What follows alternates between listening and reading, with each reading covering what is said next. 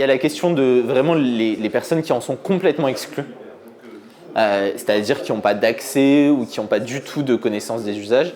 Ça, c'est une partie. Et il y a une bonne partie des personnes qui n'en sont pas complètement exclues, mais pour qui c'est douloureux, c'est pénible, parce que c'est toujours une galère. Même si je sais faire sur le papier, je sais envoyer un mail, oui, mais en fait, c'est toujours pénible, ça marche jamais. Ça fait partie d'un monde qui est le nôtre aujourd'hui et que, en fait, il faut qu'on fasse en sorte que tout le monde s'y sente à l'aise, comme on fait en sorte que tout le monde se sente à l'aise dans la rue, que tout le monde doit être en capacité d'arpenter pour se l'approprier, s'exprimer, évoluer, faire ses choix de carrière ou professionnels, chercher des informations. Et donc, il y a ces deux facettes-là. Pour nous, il faut que ce soit un outil au service de l'émancipation des gens. Et ça veut dire qu'il faut que ce soit un truc qu'on a le droit de déconstruire, de casser, d'explorer.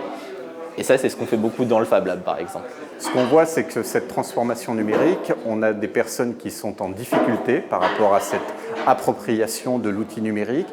C'est à peu près 17% des foyers en France, des Français, qui se déclarent ou inaptes ou mal à l'aise face à l'outil numérique et à la transformation numérique.